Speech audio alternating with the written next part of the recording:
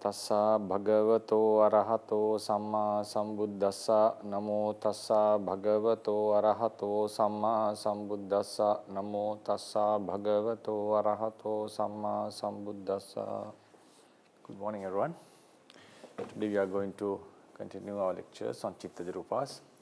So last time we talked, the week before the last,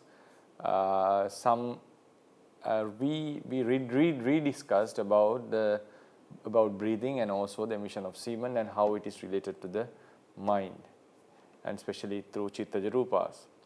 And now we are moving into a very new topic, a new area of the discussion about how the Chittajarupas give comfort and discomfort to the body, which is also a very important aspect related to Chittajarupas. Because Chittajarupas arise in the body and they have a great influence to the well-being of ours. Chittajarupas produced by good Chittas can give comfort to our body. At the same time, Chittajarupas produced by unwholesome or bad consciousness could give detrimental effects to us. So therefore, it's also very important to discuss on this matter, and we'll be highlighting especially on the bliss and also the torment given by Chittajarupas. So I'll go with the handout. Giving bliss and suffering to the body. Typically, wholesome and functional mentalities bring comfort to the body, while unwholesome states cause discomfort. Mostly wholesome, beautiful mentalities has the capacity to cause comfort to the body, and the unwholesome ones, non-beautiful. Actually, rather than saying non-beautiful, it's better to say the unwholesome ones. Bring discomfort to the body. There are three main ways in which our consciousness can affect how our entire life, either bringing comfort or discomfort. So there can be three ways. What are these three? Giving comfort or discomfort to the mind, giving comfort or discomfort to the heart base, giving comfort or discomfort to the entire body by producing Chittajarupas. So these are the three main specific ways how our consciousness could affect our life. So consciousness, for instance, if we call this the consciousness, Chitta and Cetasikas, this gives mental effect. There is a mental effect of this cluster. Obviously, that is reasonable because mind is more related to the mind stream rather than the body. So we can experience mental comfort and discomfort with the consciousness. So that is something in the mental realm.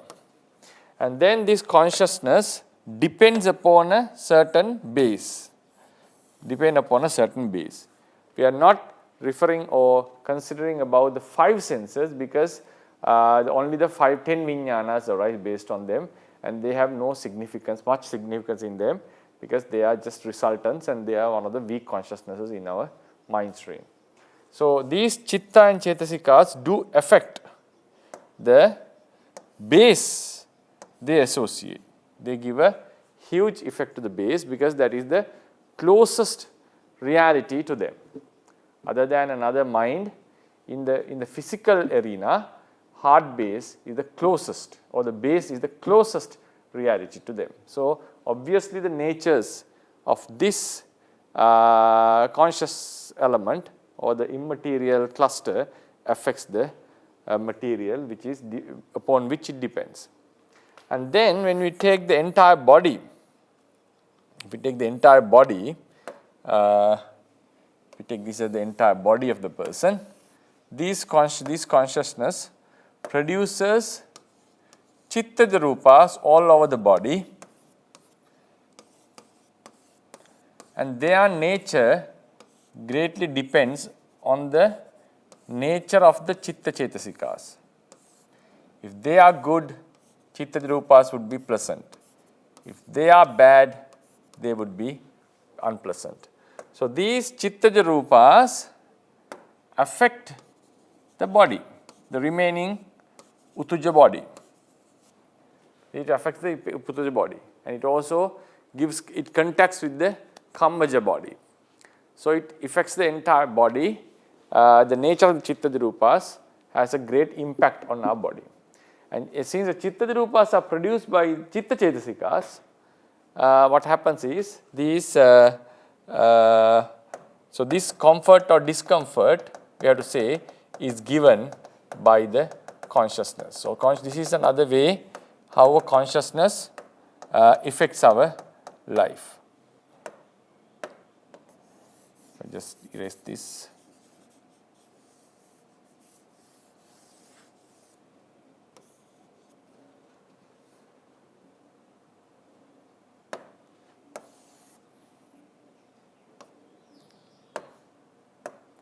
Yeah, these Chittarupas are produced by the consciousness, right? So, and these Chittarupas have effect upon the entire body. So, these are the three ways how they can affect our life. They can affect the mind stream, they can affect the base they associate, and also the entire body by producing Chittarupas all over. 171. Unwholesome mental factors torment the associating mentalities and the base they depend upon. The person feels as he or she has lost mental tranquility. So when unwholesome consciousness are arising, we feel as our peace was lost. Some of these unwholesome mental factors are called kilesas, due to their aforesaid nature of tormenting the associating realities. Kilesas burn the mind stream, their associating mentalities, and also the heart base they associate, because kilesas are found only associating the heart base. So, one of the meanings of kilesas is tormenting. It burns, it gives discomfort to the mind stream and also to the heart base they associate. Upatapana, they create discomfort. Yeah, so then on the other hand, beautiful mental factors found in wholesome and functional consciousnesses bring comfort to their associated mentalities and the Vatarupa. On the other hand, when the beautiful mentalities are arising, they give comfort. So they have a nature of comforting or soothing the mind stream. That's their nature. And they are called beautiful ones. And also the heart base, which they associate, will also be affected positively by them. This said function is obvious in mentalities such as Lahuta, Mudita. So when you have Lahuta, Mudita, when you have strong Lahuta and Mudita, Passadhi and so forth, our entire body and the heart base and also the mind feels very comfortable.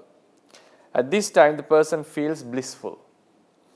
There are two ways how mental comfort is given by wholesome consciousness. Now unwholesome consciousnesses do torment the mind, but the wholesome consciousnesses, wholesome ones, forget about the functional ones as well, wholesome ones, kusala chittupada. This kusala chittupada affects the mental mind stream in two ways. Affects the mind stream in two ways. One is they themselves gives the comfort, because they are by nature are capable of making such impact. Then the second way is by suppressing. I am talking about the mental comfort. Now, for example, this is the mental aspect, mental. These two are physical.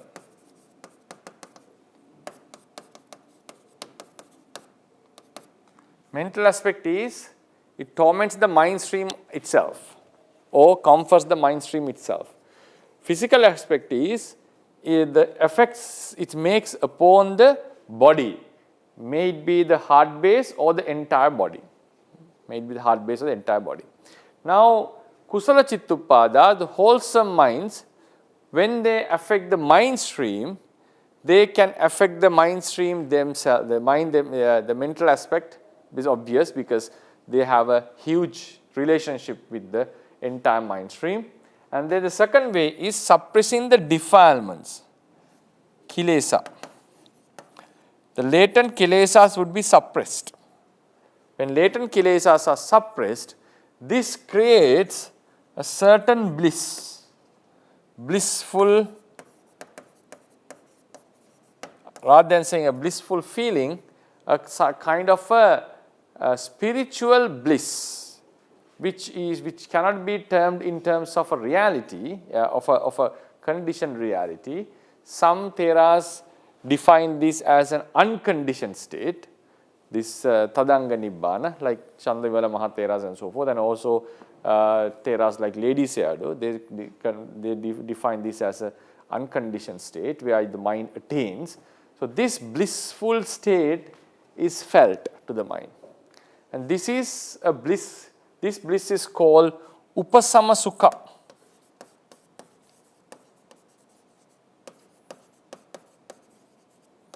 Upasama Sukha in Pali. The bliss attained by the suppression of defilements. This is a very special kind of a bliss.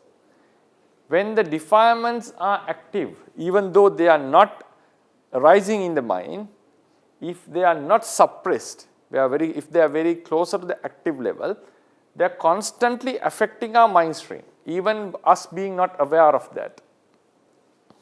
We become aware of the existence of defilements mostly when we suppress them.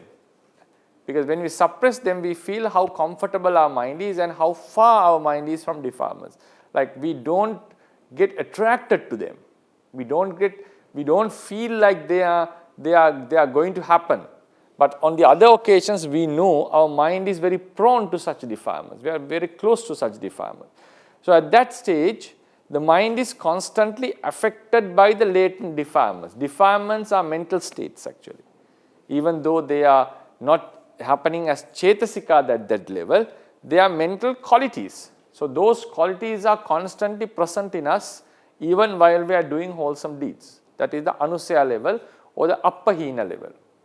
And this have a constant effect on our mind stream. That's why our Javana Chittas even become wholesome kammas.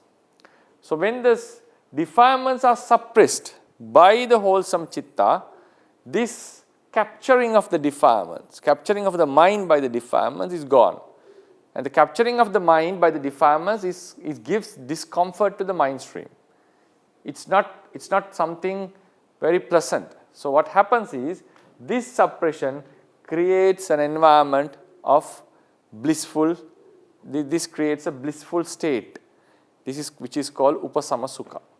And this is also one of the greater blisses that we can experience in our life with the arising of wholesome consciousnesses.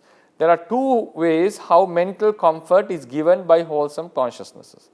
The comfort given by beautiful mentalities, the comfort felt due to the suppression of defilements, which is called Upasama Sukha. The definition goes as Kilesa Bhupa Samanena Adhigata Sukhang, the happiness that happened or that is there because of the suppression of defilements. Chittaja Rūpas, so this is the explanation. Chittaja Rūpas produced by Akusala Chittuppadas torment the body. At that time, the person feels discomfort. Sometimes this can lead to sweating and darkening the faces as well. So now we move on to the Akusala Chittuppadas. Akusala Chittuppadas torment the body. At the same time, the person feels discomfort, and sometimes this can lead to sweating and darkening the face. Now, first we discussed about the bliss that is experienced with the wholesome consciousnesses. That is, the consciousness, the mentalities themselves can give comfort to the mind stream, and also the person feels blissful by the suppression of defilements. Then the unwholesome consciousnesses. Now we talked about the mental aspect. So unwholesome mentalities, they affect the mind stream, that's obvious, and the wholesome consciousness affect the mind stream in two ways. They directly affect the mind stream, and also they gives the mind a relief by the suppression of defilements.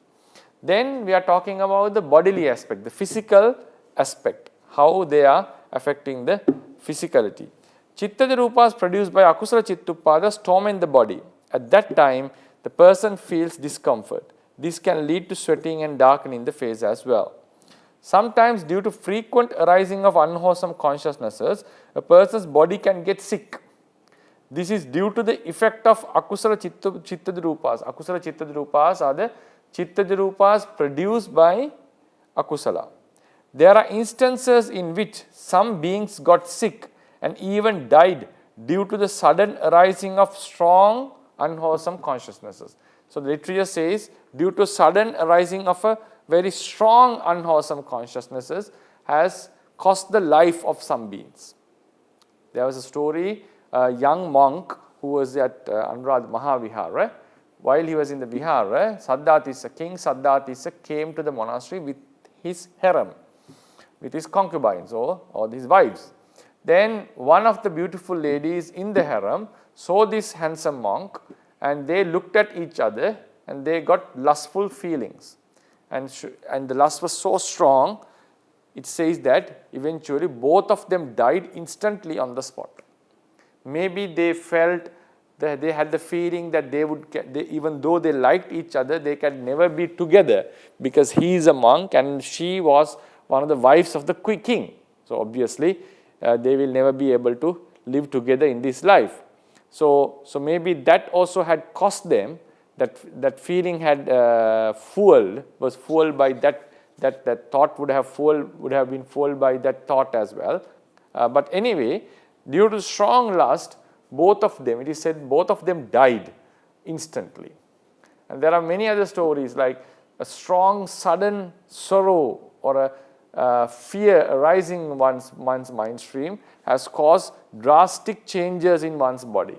Some would start to vomit, have vomited blood and suddenly died, and some had strong physical effects that led to sicknesses and so forth. So there are few stories, a number of stories I would say, that can be found in the literature, that how the body got sick or even people died due to the sudden arising of strong unwholesome consciousnesses.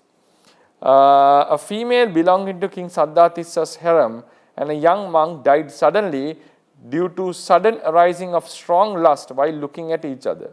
It is mentioned in the literature that Manopadosika devas die looking at each other with envious minds. So there are deities, there are ways that deities can die. One way is sometimes some are excessively involved in playing, like enjoying pleasures in gardens. So they keep on plucking flowers and enjoying with the males and females, and sometimes they forget their meal time, because once they have meals once a day, and that is equal to, in the lowest realm, 50 human years, and in the next realm 100 human years. So it's a long period, so they have to have they should have their meals on time, and they have it once a day. And sometimes, due to being indulged in sensual pleasures and keep on enjoying the pleasures, some forget to eat, to go to their meals. And this, because the pleasures in divine world are very attractive, so they get indulged and they forget about their meals, and suddenly they die and will be born in the human or in a lower realm, whatever another realm. So it's mentioned Gosaka, the Setti Gosaka, the rich man Gosaka, was born in the human realm, being such a deity, and who forgot to eat the meal at proper time. They are called Kiddha Padusika. Kiddha Padusika. So they are the ones who are indulged in playing. Kiddha is playing. Kiddha Padusika. There is another category called Manopadusika. These are the ones who die due to envious thoughts, due to jealousy. Some deities doesn't like each other's pleasures, the other's pleasures, and they have envious thoughts on them, and due to some reason, they both the parties become angry at each other. And they look at each other with envious thoughts, and those envious thoughts are too much for their divine bodies, unlike ours, which is gross. So these envious thoughts can burn them or kill them and end their life. So that is an unwholesome thought that is happening, which could cost their life. But normally, if they keep on looking at each other, and it grows, gradually grows, and at a certain level, that can cost their life, take their life. Then we move on to physical effects of the sobana mentalities. Chittaja Rupas produced by sobana, kusala and kiriya chittas make positive impacts to the body. Due to them, sometimes the body becomes cool and the face becomes very pleasant. That is the reason why appearance of beings who abide in spiritual practice is more pleasant over others. We can see now when our mind is good, happy and wholesome, it affects our appearance. Why is that? Because Chittaja Rupas are produced, pleasant Chittaja Rupas are produced all over the body, and this affects the Uttaja Rupas, and in the long term, it makes them very pleasant. And at the same time, the person may feel comfort in the body, especially when you have experienced a very good meditation session. We can feel how the body becomes lighter and cooler, and we feel a comfort that we cannot experience, we will never be able to experience through indulging sensuality. So the spiritual happiness gained through the happiness or the comfort, bodily comfort gained through spiritual practice always surpasses the pleasures gained through the unwholesome consciousness or the happiness in sensuality, right? And so what happened was one day, and this is very obvious, if someone keeps on abiding in good thoughts, that can also increase their health levels. These have been given by, these advices are given by doctors as well. Sometimes they ask the patients to look at fish tanks, because fish tanks are something very soothing and you feel very comfortable with that. Another thing to mention here is the Chittaja Rupas produced by lower Mula Chittas are special here. Normally they have a very good effect to our body. They have a good effect. They may make our body healthier, and also it can make our body pleasant. So that's why people who are happier with their families, we cannot say that it's only due to low Mula Chittas, because when we are with the family, we have loving kindness towards each other, we have compassion towards the children. So it's a mixture actually, because and also when we are living a happy family life, it means that we have also completed our duties. A happy family life is not only sensual, there is wholesome aspect of it. For example, if in a successful family, spouses speak to each other very pleasantly, they respect each other. They also take care of their children well. Children also respect their parents. At the same time, they have a very cordial relationship, very pleasant bondage, which makes them difficult to cut the bondage. So they are attached to each other, that's obvious. But it's not only lower Mula Chitta that governs their entire life. There's a lot of wholesome consciousness involved in it. That's why the Buddha mentioned supporting the family is a blessing. Putta Darasa Sangahu.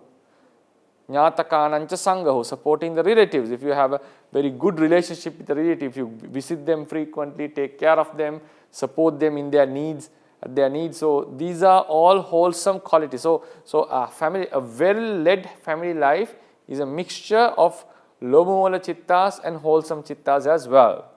And the low Mula Chittas, it seems like, are not really harmful to the body compared to the Dosa Mula. Obviously, Dosa Mula and Moha Mula Chittas are very detrimental to our mind, our body.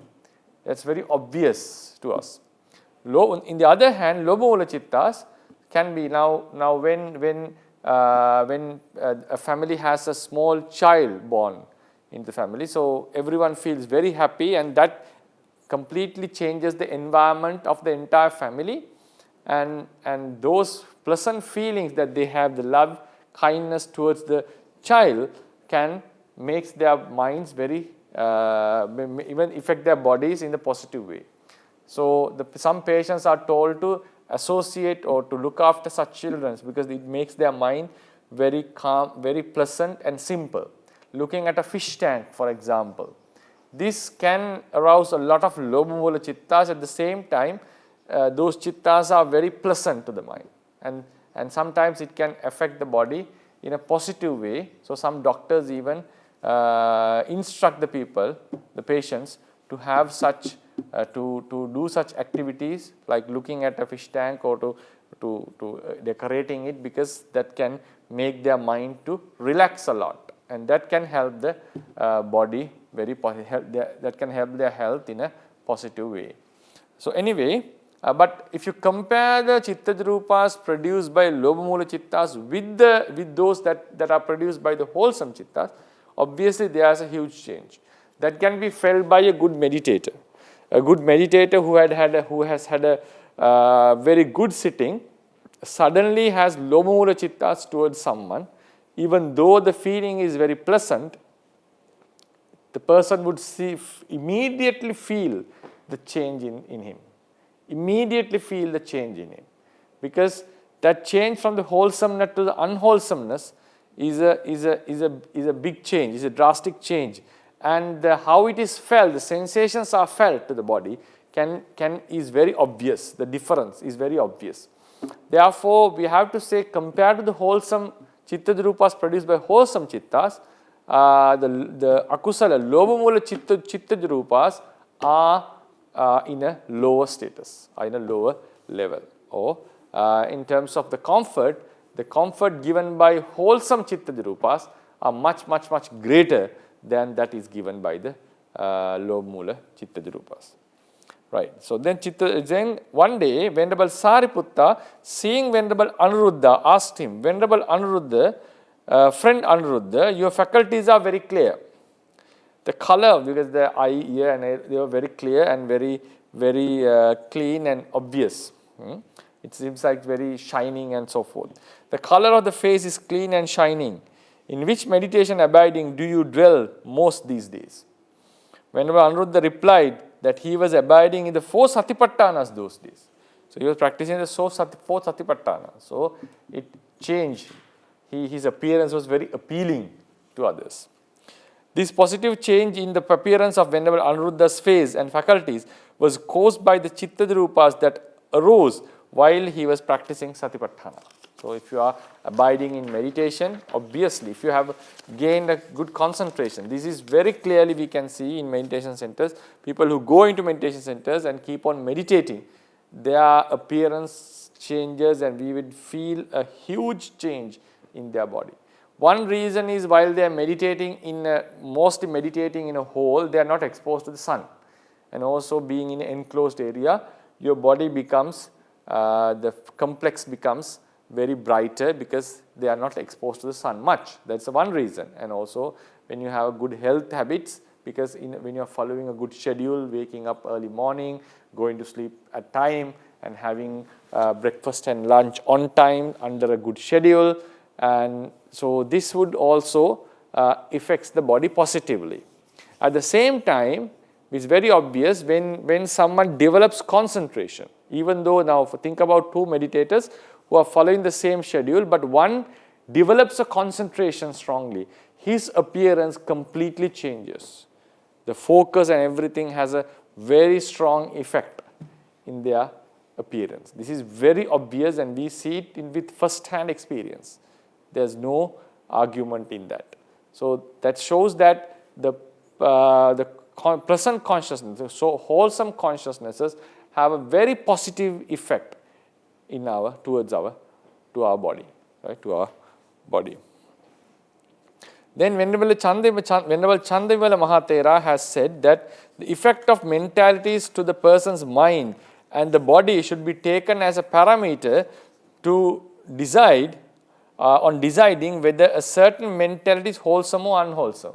Chandavimala Mahathera says, Redukani Chandavimala Mahathera has said, when he is explaining what is wholesome and unwholesome. You can read this in Abhidharma Moolika Karnu book. One of the criteria is what is the effects they give. Actually, that can be taken as the one of the most practical criteria that can be experienced on the spot. So what he says is, so these some consciousnesses produce chitta rupas which affect the body positively. So the person feels comfortable due to some consciousness and feels uncomfortable due to some consciousness, and also the mental peace and the tranquility. With some consciousness you feel the mental, you lose the mental peace, and with you feel it. So these consciousnesses, mentalities that are positively affecting our life should be considered wholesome, the others should be considered unwholesome. So that is a criteria that we can use to decide in deciding the wholesome and unwholesomeness of a mentality, as Mahāvihāra has said. Mentalities which give positive effects are wholesome, while the mentalities which make negative effects are unwholesome. This effect is twofold, as the mental effect of nama dhammas towards the mind and the effect they make to the body by producing chitta rupas. So the mind affects the mind stream, and also the mind affecting the entire body by producing chitta rupas. Now we move on to another topic, another aspect, how these physical effects, physical and mental effects has been said in the Mahāasapura Sutta. Mahāasapura, the very famous sutta in Majjhima Nikaya. In this sutta, Buddha described the bliss of jhana, the bliss of jhana, the happiness one experiences with the attainment of jhana. This happiness is twofold. Jhana happiness. Jhana causes two types of effects: mental bliss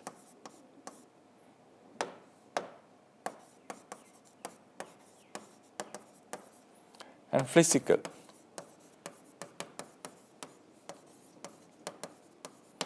And mental bliss and physical bliss. So Buddha has given similes on them. So how could we explain the mental bliss of jhana? It had to be explained in two ways: due to the existence of certain beautiful mentalities and due to the suppression. Due to the existence of beautiful chetasikas, sobhana chetasikas, suppression of nivarana. So these are the two ways that the mental bliss can be explained. I also explained it in the previous slide. So the kusala chittupadas, they themselves can affect positively, and also they bring the comfort of suppressing the defilements. So now in jhanas also these two aspects are seen. So for example, the beautiful chetasikas such as piti, sukha, passaddhi, lahuta, mudita, one can surely feel that mental bliss in them. That's obvious. The mental bliss can be felt due to the existence of beautiful chetasikas. And then due to the suppression of hindrances. So when hindrances are suppressed, this creates the freedom from hindrances, and that's a bliss. That's an unconditioned bliss actually, which we attain, and we get out of it when we lose the jhana. So we shall read this. Mental bliss. According to the Mahāasapura Sutta, the comfort of jhanas can be explained in two ways. Mental bliss due to jhanas. This is again twofold as follows: due to the existence of sublime beautiful mentalities, and number two, due to the suppression of hindrances. A yogi who is abiding in jhana experiences a great amount of comfort due to the existence of jhanangas such as piti, sukha and upekka, and mentalities such as passaddhi, lahuta and mudita. Right? That's also clear. Then due to the suppression of hindrances. One needs to suppress hindrances to attain a jhana. At that time, the entire mind stream becomes free from negative effects of nivaranas. The mind stream at that present moment become calm and peaceful when hindrances are suppressed. So at that time, the mind is very calm. This becomes the santa, mind is calm. Mind becomes Santa in two occasions. When the Dvarnas are suppressed by jhanas and one attains arahantship, because at that time the mind is completely free from defilements. And when one attains jhana, is the mind, because defilements have been suppressed. The lower path also causes this Santa Bhava, but it's not compulsory that some defilements are suppressed, because in jhana the nivarnas are far away from the mind when you attain the jhanas. But as a sotapanna, still the kama raga can be affecting the mind. So it's not a guarantee that the mind is utterly serene when someone attains sotapannahood. It's true that some defilements are not present in him, like sakkaya ditthi, vicikiccha and so forth, but kama raga is present. But when it comes to anagami level, yes, the mind should be considered very serene. It should be serener than the person who has a jhana. But at the same time, the ones who have a jhana has a very strong concentration. So that's also affecting the mind in a positive way. So normally it is mentioned in books, two people's mind are serene. That's the person who has attained the jhana and the person who has attained the arahanthood. Right. So then the mind stream at the present moment. This calmness is called upasama sukha. Moreover, due to the suppression of hindrances, the mind stream becomes free from various troubles that would have arisen otherwise.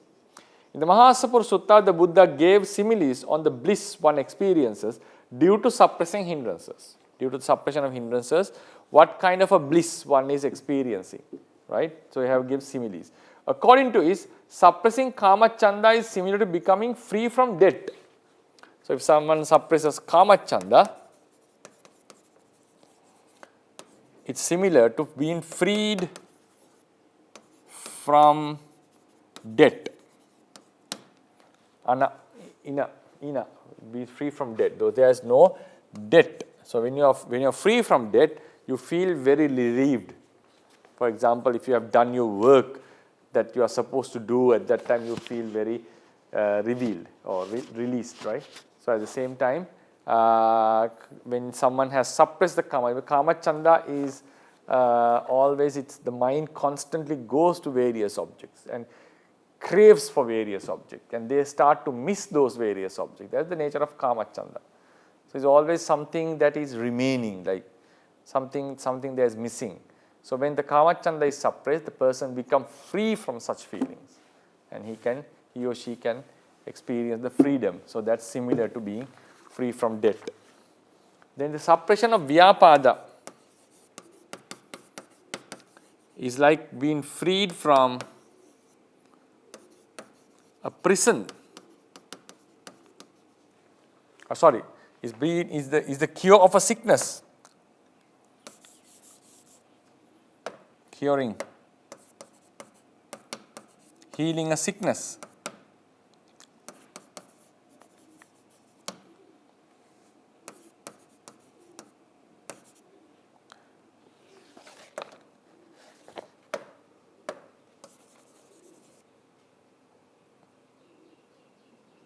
Healing of a sickness.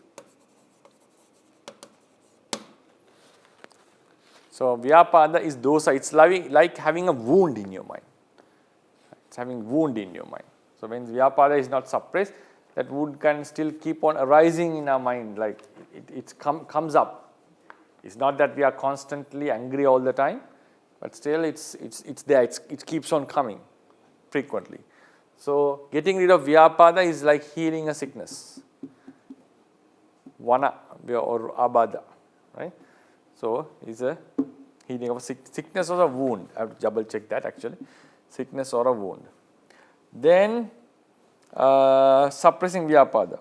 Suppression of tina middha is similar to being free from prison. Suppression of tina middha. Being freed from prison. When tina middha captures us, it's very difficult to get out of it. It's like we are trapped in a prison that we always like to go into sleep and to spend our time in use like doing nothing, right? So I try to enjoy the freedom and to be relaxed. So without doing any specific stuff, sometimes we need to be relaxed, but sometimes we can get indulged in that. So and our mind really starts liking to start not to do some wholesome stuff. So it's like getting rid of a prison. And suppression of uddacha kukkucha. And kukkucha is like being freed from slavery.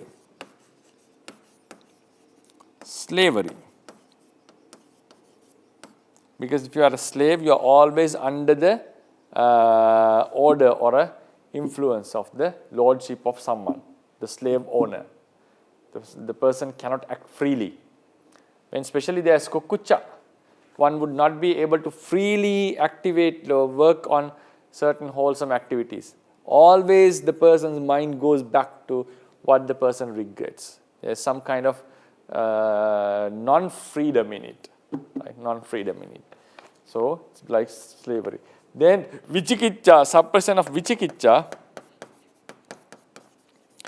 is crossing a desert.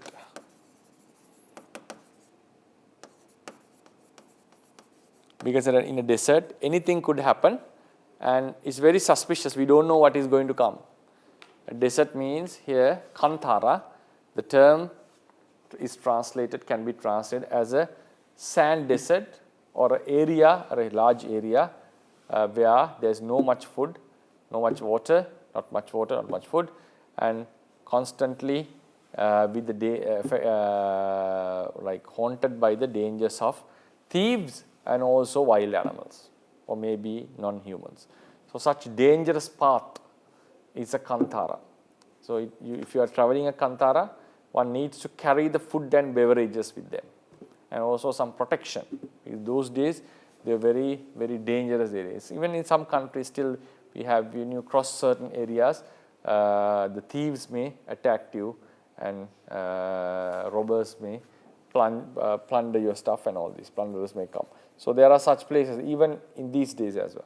So crossing such an area is similar, suppression of vichikicca is similar to crossing such area, because vichikicca, with the vichikicca, the person is doubtful about the path, about the teacher, whether he is doing the correct thing or not. So it's very difficult for the yogi to solve it by themselves. So if someone has suppressed it with the development of concentration, so that means they have crossed that desert land. So then, yes, finally suppression of vichikicca is similar to crossing a desert or a land without food, water, and full of danger of thieves and wild animals. All these are comforts achieved with the suppression of hindrances. So this is the mental happiness, mental bliss. Then when we come to the physical bliss, so Buddha has given some very nice similes on the bliss one experiences in each jhana. In the first jhana, simile is the bathing powder.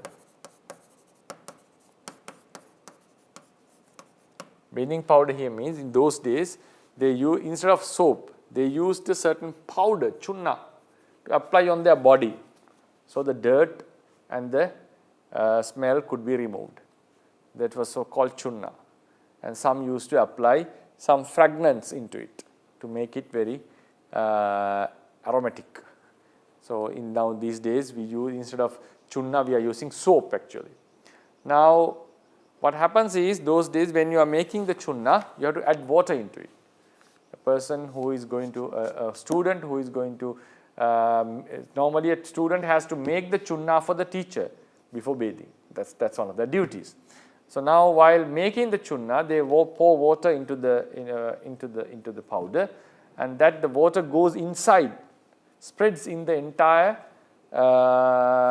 mixture of the powder, entire powder that is being onto which the water has been poured, inside and outside. It spreads in both inside and outside. There is no place, if water is poured well, there is no place, no part of powder that is not being touched by the water. In the same way, while the yogi is abiding in the first jhana, the entire body is touched by the pleasant chitta rupas produced by the first jhana. The jhana produces, every chitta produces chitta rupas all over the body, but chitta rupas produced by the first jhana are very pleasant and very blissful. And there is no part in the body that is not being touched in contact with these chitta rupas produced by the first jhana. Then the second jhana explanation is about a pond. Pond. The simile is given. There is a pond where there is no streams.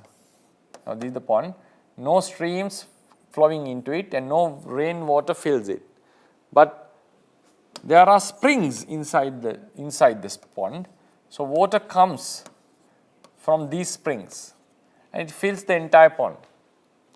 Similarly, this cool water, there is no place in the pond which is not being touched by this cool water coming from within the pond, which fills the pond.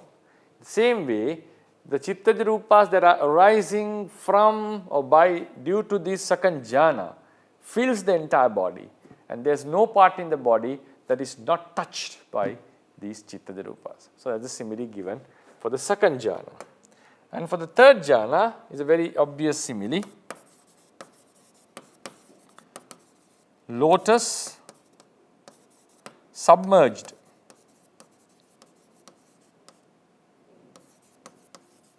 in water. Now a lotus is growing, lotus grows in water, this is water.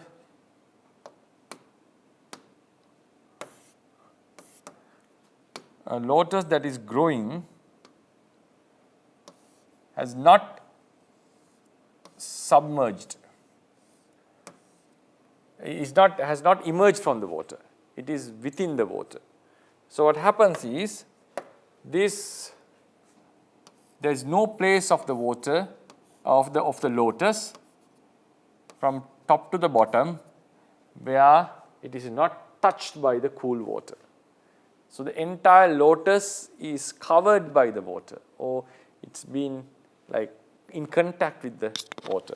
So likewise, when someone is abiding in the third jhana, the entire body is covered or affected or touched by these chitta rupas produced by the third jhana. And the fourth jhana, simile, is a bit, for me it's a bit strange. Anyway, the simile is given, fourth jhana, the white cloth. White cloth simile. A person covers the entire body with a white cloth. The entire body with a white cloth. So there is no part of the body that is not being touched by that white cloth. I'll double check that. So it says that I double checked it, and someone has covered the entire body with a white cloth the moment he has taken a bath. So there are two ways that can be interpreted. The white cloth touches every part of the body. So likewise, the chitta rupas that are produced by the fourth jhana spreads all over the body and touches the entire body. Or in another way, a person who has taken a bath immediately, now the body is very fresh and he covers the entire body with a white cloth. So some kind of coolness releases from his body. That's kind of because he has just taken a bath. So the coolness from the body is the white cloth is touched by that coolness. So likewise, and there is no place in the entire cloth where that utu, that those tejo dhatus coming from the person's body is not touched. So likewise, there is no place in the body of the yogi which is not touched by the prasant chitta rupas arising from the first jhana. So likewise,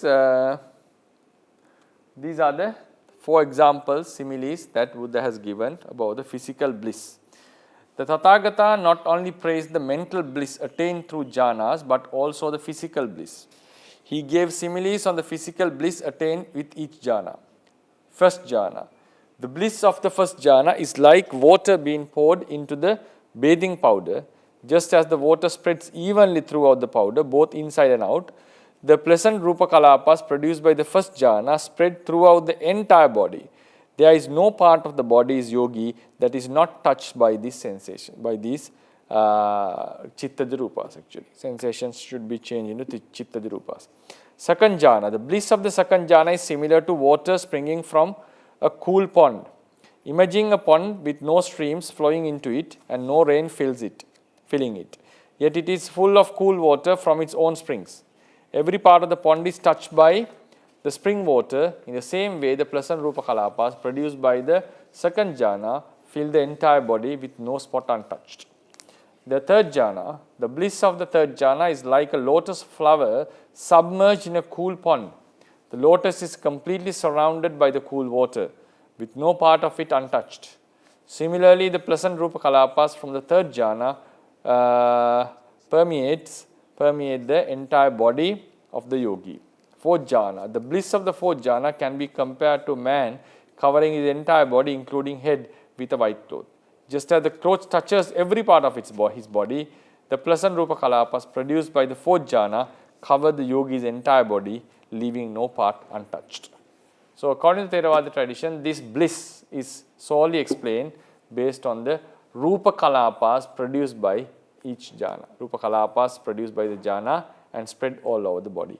In the Theravada tradition, the physical bliss experience with jhanas has been explained as a result of the spreading of pleasant Chitta Rupas produced by the jhanas throughout the entire body. This idea is explained in the Tika of the Sutta as follows. I have given you the Pali reference. And also one of the functions of the Piti Chetasika is the Parana Rasa. Parana Rasa is to spread Chitta Rupas all over the body. Jhana Chittuchadas produce Lahutadi Ekadasaka Chittaja Kalapas because we are studying under the chapter of Chitta Rupas. What they produce are Lahutadi Ekadasaka Kalapas. Based on the Theravada fundamentals, it should be noted that a yogi feels the bodily comfort given by the jhanas only after he or she has emerged from the jhana. Because while the person is in the jhana, the person cannot feel the bodily bliss, because if the yogi feels it, it means the Kaya Vijnana has arisen. The Kaya Vijnana has arisen. So if Kaya Vijnana arises, the one gets out of the jhana. So this physical bliss is felt. It's given to the body even during the jhana, but is felt when the person emerges from the jhana. Yeah. So these blisses of the mentality to the body and the to the physical body and to the mind stream are very obvious in the mind, in the consciousnesses. So these the bodily effects are very obvious in our lives. And next time we are going to talk about how Chittadi Rupas are affecting the body while we are in a deep sleep. And then we move on to discuss how Chittadi Rupas are related with our karma, and also how they are related to our wrong view of a doer, karaka ditti, and that will give us a better perspective about the Chittadi Rupa. So today we talked about how mentalities cause comfort and discomfort to the mind stream and also to the physical body, and especially with reference to the Asapura Sutta, which talks about how each jhana is affecting the body. Okay. I will conclude the lecture, giving the opportunity for Q&A. May I ask my question? Blissfulness motivated by something like greed can pave the way for a great achievement like love to be a arahat or something like that. I'm asking so because ascetic Sarada, it is based on Aggasavastu Atakatha. Ascetic Sarada's mind was, he was the ascetic who had achieved highest position in ascetic life. His mind was very blissful when he listened to the word of thanks made by Nisargadatta. And later, when the Buddha discourse, Anamadashi Buddha discourse, he couldn't realize the doctrinal facts, and his mind was fed up by that blissfulness. But Tena Parintakkena Maggaparivedam Katuna Sakti. That's the part given in the Atthakatha. But that blissfulness was the motivation that he wanted to become he wanted to determine to have a position like that of Mr. Theos. I think that blissfulness, the blissfulness he had was motivated by greed or something infused with greed. I'm using the language as a layman as opposed to doctrinal professionalism. Is it correct to think like that? The wistfulness, like things like that, motivated. So Sarada, his name was not Sarada, Sarada, short say Sa. So Sarada Tapasa listened to Nisabha talk, and he had the inclination to be such a person in future, to be so in future, such in future. And then he couldn't listen to the Buddha's talk with an attentive mind. So, what is the bliss you are talking here? I don't understand the point. No, bliss. His mind was blissful when he listened to that talk made, that word of thanks made by Nisabha. My question is now he decided to have a same position like that of Nisabha because of that motivation, blissfulness. I think behind that blissfulness is greed. Can be, that depends on the thing. Normally we call it the kusala chanda, that's how we define it, kusala chanda, the desire to do kusala to achieve wholesome status. So normally if someone wishes to be a Buddha or a Pacceka Buddha or Aggasavaka, we don't define it in terms of greed, we define it in terms of kusala chanda. But if someone asks, can't someone make such a wish with an unwholesome greed connected with it? Yes, surely. Time to time the unwholesome feelings, greed will come. If someone is pursuing such a target, for example like Aggasavakahood, obviously some attachment toward that position can arise. That's obvious.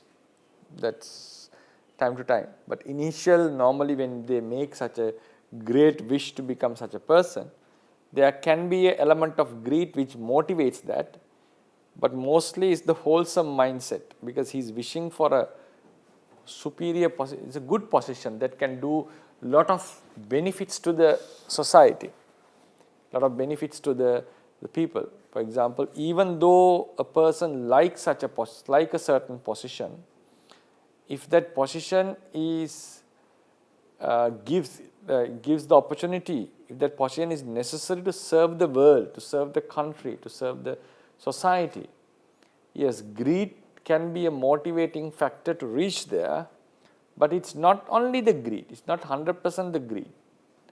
There is some kind of a wholesome factor also involved in it. So therefore, if someone asks, is it the greed that is driving that wish? I would say no. It's the wholesome chanda, the wholesome desire.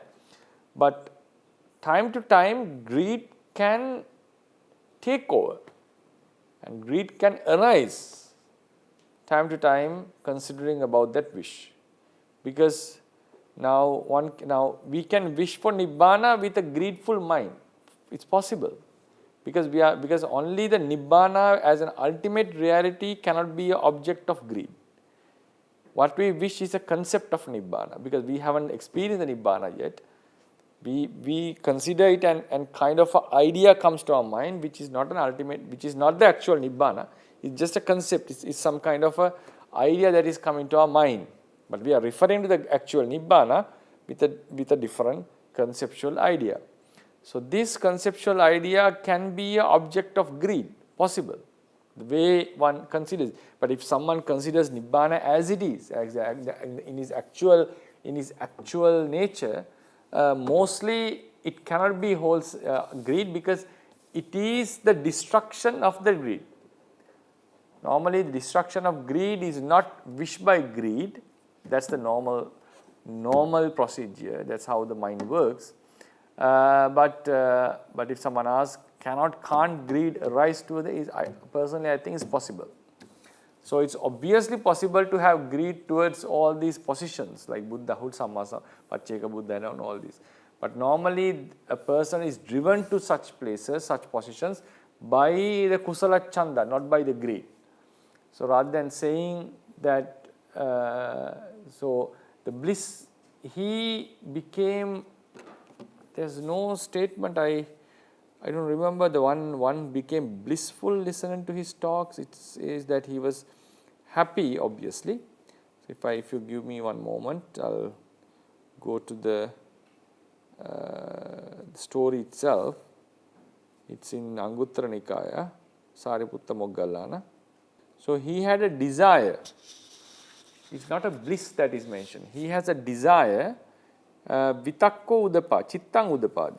Aho vatahampi anagate uppajjanakassa buddhassa sasane iminava savakena ladda durang labhiyanti. So it's good that I also attain that same position obtained by this Venerable. So that kind of a chitta arose him. So tena parivitakkena maggipala pativedang katun nasakti. Because of that thought, he was not able to focus well on the Buddha's talk. Vikitta chittattha, his mind was scattered, and he was constantly, like while listening to the Buddha's talk, he was also thinking about his wish. So that's the difference it happened. So he was distracted by the wish he made, and it doesn't say that he had some kind of a blissful feeling. Obviously, he might have a blissful feeling listening to his talk. He might have felt very happy listening to him and made a wish to become him. But it doesn't say that there was a blissful feeling or he felt very comfortable listening to his talk. So he had a feeling, may I also become such a monk. That's the thought it came. So one can assume that there was a happy feeling. Obviously, they had to have a happy feeling. That's why he made such a wish towards that, and that is mostly kusala chanda. But if someone says, can't there be lobha mixed in it? Yes, time to time is obviously possible, but it's mostly the kusala chanda that makes that wish. Thank you, Theravada. Actually, my question is about what you said. With even lobha mula chittas, there can be some kind of a blissfulness you mentioned. But really, last class when you were conducting, actually it was very, I experienced something which is very, very unique. Just before you started the class, I was with our Dhamma teacher, and he was having his last breath. But the medical doctor who was present there said that he might take maybe few minutes or maybe even few hours to go into complete passing away from that situation. So I returned to my kuti, and then it was 8 o'clock the time, and I started listening to your lecture. And you started talking about breathing once again in that lecture. Then I got absorbed into your teaching. But maybe it didn't take even 10 minutes, I got a call saying that Mamadou passed away. So I went back. My question is, I saw him very clearly having his last breath. And the feeling I got is, it is completely, he was lying on a sofa with the belly up, and we could see very clearly the movement of the belly as well as the chest, and the last few breaths were taken with greatest difficulty. So you could see the compression and even the little bit of a struggle with his mouth to take the air in and take it out. So so immediately the idea I got was this is not Lokuamdro, but he still has the Jivitanikantiya. So it is that craving which causes all these bodily movements and trying to keep the body living for even a few more minutes.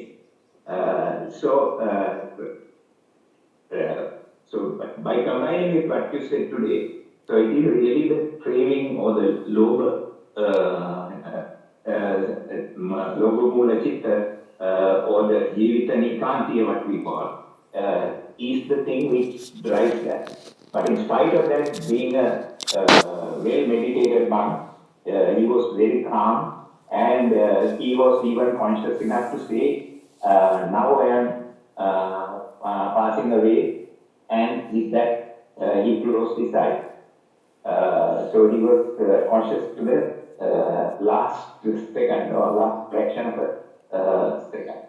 So how do we look at that?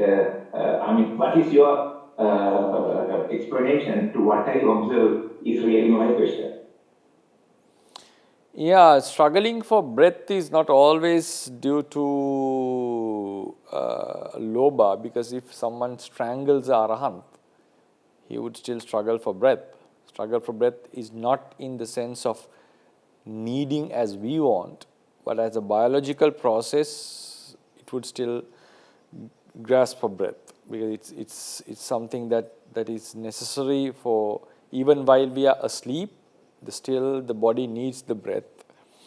So because it's a biological process going on,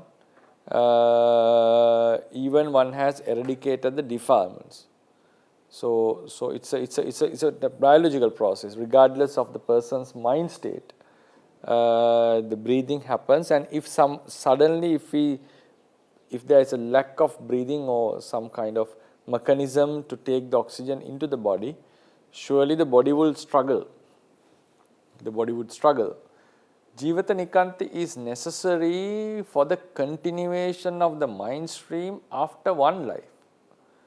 So the mind stream which drops down at close to the death is being upheld by the Jivita Nikanti, so it doesn't get terminated, or it doesn't terminates at the end of the life. So sometimes of a Putujjana, when we are struggling for breath, yes, it can be mixed. Obviously, since the attachment to the life has not been removed, for example, if someone strangles me, surely I would struggle to breathe, and loba and dosa would surely come. Actually, mostly dosa arises with fear and trying to get the breath and to survive, and that is triggered by loba. The dosa is triggered by loba, and it indicates that when dosa is there, kama raga is present. Present means is uneradicated, because dosa is the outcome of kama raga. So I would say that struggling of a breath for breathing is not always driven by loba. It's a biological process going on, but when it happens to a Putujjana or a non-arahant, normally the feelings get mixed with it. So it's very difficult to differentiate these two. But if we start to stop the breathing of an arahant, the same would happen. So the body would struggle, but he would not, that conscious contribution for that struggle would not be there, because he is not in search of that. But as a physical need, the body would keep on struggling, and that's the process as well. Because even someone becomes an arahant, the body is automatically processing to breathe. So there is a struggle always going on, in and out. If suddenly it stops, then it starts to find out the breath. It's a biological thing, regardless of the body's mind's influence on it, as far as I see. So yes, that's how I would answer that. Okay, thank you very much, Bante. Everyone's Everyone's on house. Everyone's Bante. Yes, sister. And I have a question. Yeah, sure. Thank you for teaching today about the China bliss. And so, may I have a quick question about the Uppamava of the Mahāvihāra Sutta? It is like for the fourth, there are only four jhana, right? I don't feel like I don't see the logic of the simile really about Fourth the jhana. bliss. So yeah, so suddenly from the baking powder until the water, the stream in the pond, and then the lotus. I see the third jhana, it's more submerging, right? And then suddenly the white cloth. So what do you think is the logic the Buddha said about this kind of jhana bliss in the body?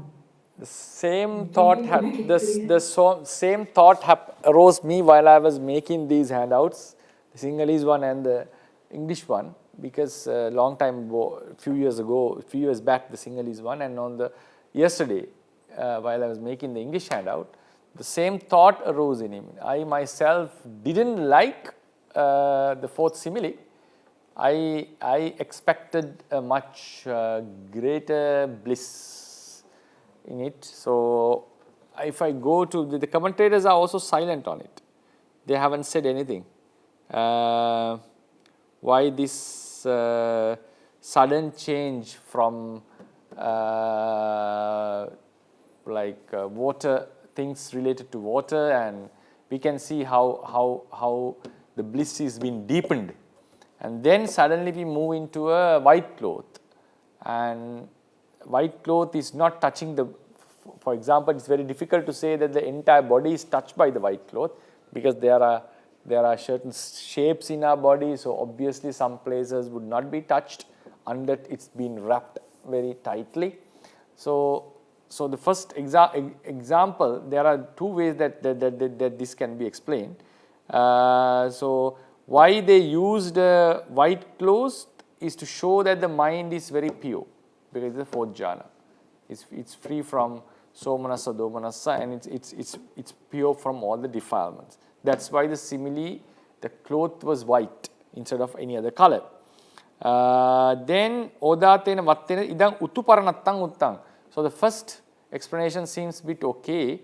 Utuparanatta means the coldness that is emitted from my body, since the person has just, from the person's body, the person has just took a bath and it emits some coolness from the body.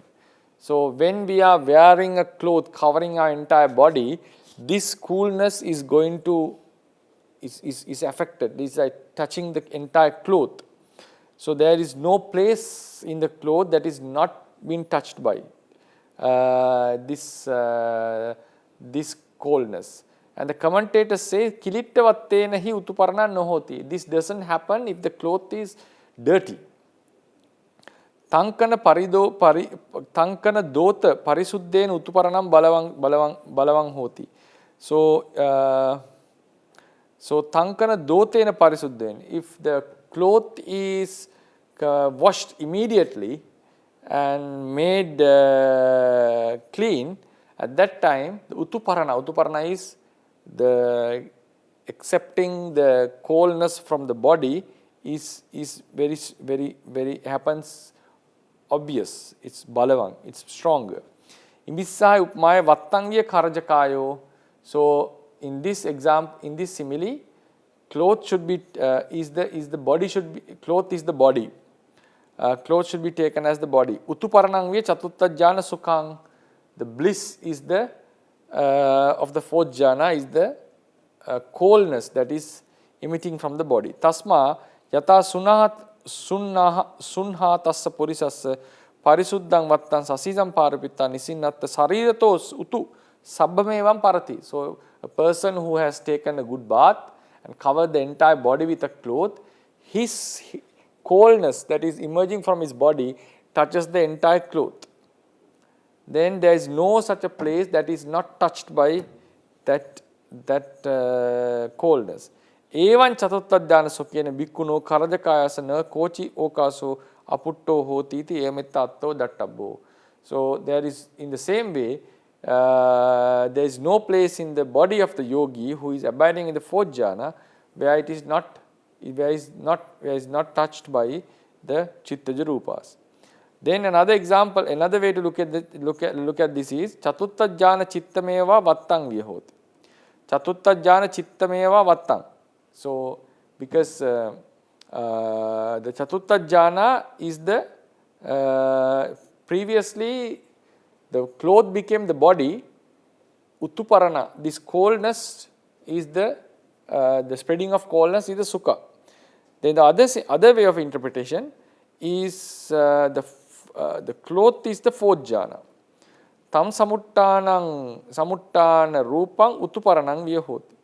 Tan samuttana rupang uttuparanang viya. Yatahi kattachi odata vatte kayang apussantassepi tan samuttanena utuna sabbattakamayo kaya putto hoti. Tan samuttan rupang uttuparanang vi. Yatahi kattachi odata vattena kayang apussantepi tan samuttanena utuna sabbattakamayo kaya putto. Oh, then there is another way of interpreting. That seems okay. I think I made a mistake in the lecture. So the cloth is the fourth jhana, and then that cloth is wet. Cloth is wet, and that cloth is emitting some coldness.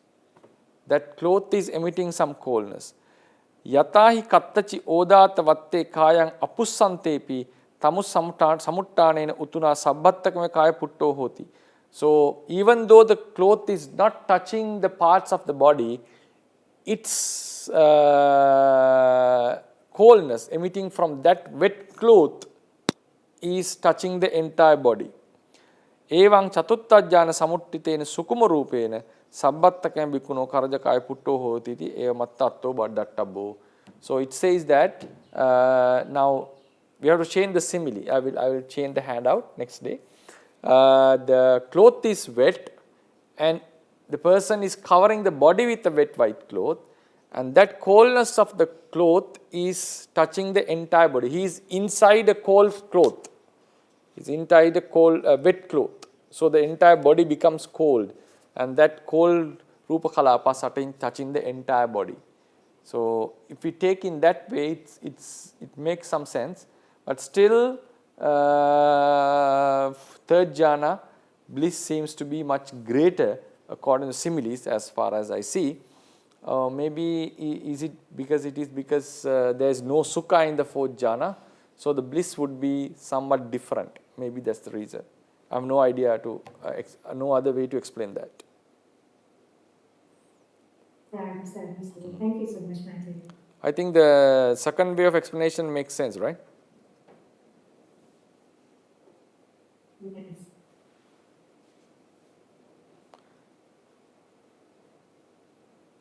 About the beginning of the lecture, Bante said that the mind affect the body in three ways. Can I ask quickly on this? Right. First is by the mind stream, second is by the base, and third is to make the chitta rupa that affect the entire body. Right. About the base, can Bante elaborate a little bit on that? There's not much. It's like the base become burnt. Burn means heated, because that if it's a physical effect. Because if chitta can produce chittaja rupas, because the nature of the chitta rupas produced by the chitta greatly depend on the nature of the chitta. Like if certain chitta rupas are produced by a certain chitta, the nature of the chittas greatly affect the nature of the chittaja rupas. So there it seems like there is a non-physical to physical contact relationship. In the same way, if chittaja rupas, if a certain chitta is associating a certain base, it also affects the base very much. You can see this example in the Buddha story. When he was contemplating Abhidhamma, mind became pure and his heart bed became pure. So the blood became very pure. So the entire body became pure in the end, subsequently, and rays were emitted. Remember the story? So likewise, so when this lineage comes from direct to nama to rupa, instead of producing chittaja rupas and affecting the rupa, directly from nama to rupa, the first reality that is affected would be the heart base. So that heart base is associating blood, and then it affects the blood, and that blood affects the entire body. So this link can be seen in that causal event. Yes, thank you so much, Bhante. Okay. Okay, we can conclude the lecture today. Yeah. Thank you for listening to today's lecture, and next time we are going to discuss about the chittaja rupas produced during sleep, deep sleep actually. So hope you enjoyed the lecture, and may this merit of discussing Dhamma and Vinaya helps us to attain the liberation as soon as possible, and also for the longevity of the Buddha Sasana. Buddha Sasanang Chirantittatu. Buddha Sasanang Chirantittatu. Buddha Sasanang Chirantittatu. Sadhu, sadhu, sadhu.